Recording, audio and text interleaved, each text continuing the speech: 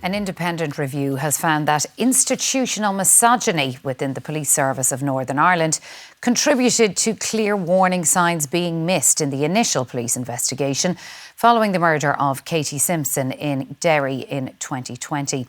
The report concludes that the young showjumper was let down at every step and says an urgent cultural shift is required within the PSNI. Katie Simpson died in hospital almost a week after an incident at a house in County Derry in August 2020. Her killer staged the incident to make it appear that the 21-year-old showjumper had died as a result of suicide. And that's how police initially treated it.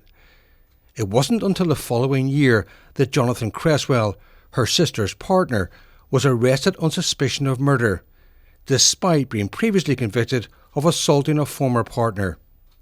The 36-year-old took his own life a day after his murder trial began 2 years ago.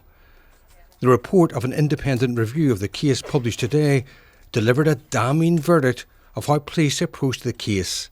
The report said that when police endorse misogyny, as in this case, the risk to women escalates. It says police officers demonstrated a striking lack of professional curiosity and that not one officer had seriously considered the possibility of abuse or control, despite clear warning signs.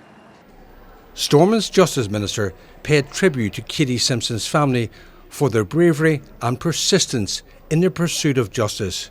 People think they're above the law, but you're not above God's law, and no matter what you do, it'll never be as, you'll not get away with it, A lot of people had to speak up before Katie's voice was heard.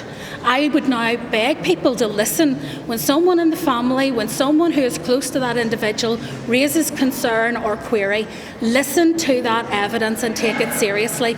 The PSNI welcomed the review and apologised to the Simpson family. The feelings are clear.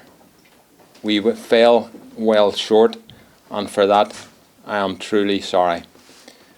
The report reveals that 37 people, both female and male, have come forward to say they were abused by Jonathan Creswell.